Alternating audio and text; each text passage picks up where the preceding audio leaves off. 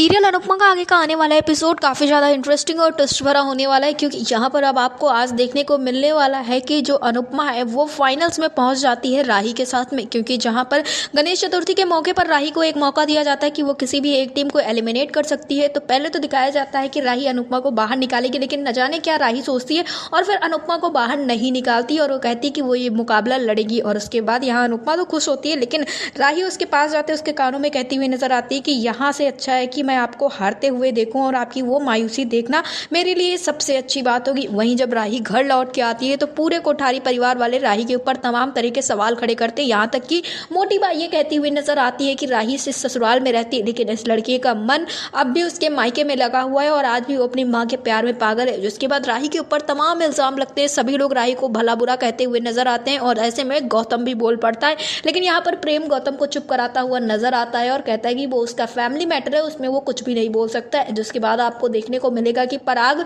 राही से पूछता हुआ नजर आता है कि आखिर बेटा हुआ क्या है। तो राही कहती हुई नजर आती है कि मैं इसलिए ये सब कर रही हूँ ताकि कोठारी परिवार की इज्जत बच सके। अगर मैं अभी अनुपमा को निकाल देती है इस शो से तो यहाँ पर लोग ये कहते हैं कि मुझे ये जीत खैरात में मिली है, लेकिन मैं ऐसा नहीं चाहती हूँ। मैं अनुपमा को सबके सामने हराना चाहती हूँ, पूरी दुनिया को दिखाना चाहती हूँ कि मैं स्टेज पर भी और घर के आंगन में भी अनुपमा से आगे ही हूँ और मैं ही बेस्ट हूँ। फिलहाल ये सारी चीजें सुनने के बाद लोग तो उस पर भरोसा नहीं करते, लेकिन प्रेम और पराग पूरी तरह से उस पर विश्वास कर लेते हैं, क्योंकि उन लोगों के बीच में ये लग रहा है कि जो भी कंपटीशन है वो फेयर होना चाहिए। लेकिन और कोठारी परिवार वाले ये सोच रहे हैं कि अब अनुपमा ही ये डांस कंपटीशन जीत जाएंगे। वहीं दूसरी तरफ अनुपमा के सामने आने वाली है देविका की जो बीमारी है वो, क्योंकि यहाँ पर देविका उससे कहती हुई नजर आती है आज तो कंपटीशन हो जाएगा, उसके बाद क्या प्लान है, अहमदाबाद रुकना है या मुंबई चले जाना है। फिलहाल अनुपमा कोई जवाब नहीं देती है और यहाँ पर देविका अनुपमा से कहती हुई नजर आती है कि कुछ भी हो जाए लेकिन जिंदगी में कभी जीना मत छोड़ना, हर एक सांस को बहुत अच्छे से जीना। यहाँ पर थोड़ा सा अनुपमा को एहसास होता है कि देविका बहकी बहकी बातें कर रही है, लेकिन वो समझ नहीं पाती है। जिसके बाद